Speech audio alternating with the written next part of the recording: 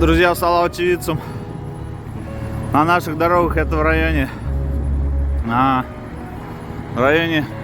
Омеги происходит, кажется, задержание нашими силовыми структурами, наверное, каких-то противозаконных действий.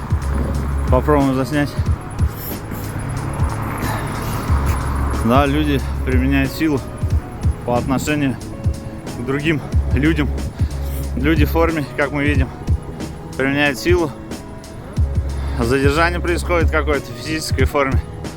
Видимо, правонарушитель — это район Омега.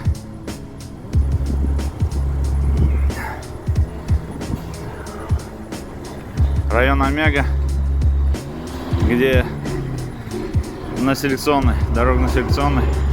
Прямо посередине дороги происходит задержание нашими сотрудниками, правоохранительные органы, полицейские полностью экипированы. Видимо, задержание действительно какое-то опасное.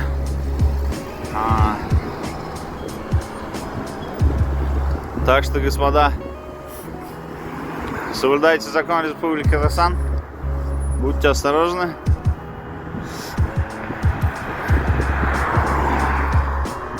Уводит, кажется, человека служебный автомобиль, но почему-то автомобиль является служебным. Человек вроде бы оказывает, кажется, сопротивление, не оказывает. Нет, человек не стал оказывать сопротивление, но оно и понятно.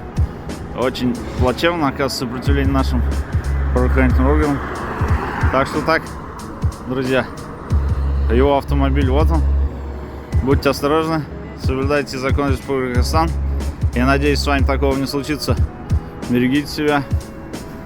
И до новых встреч. Наверное, сейчас увезут его в неизвестном направлении.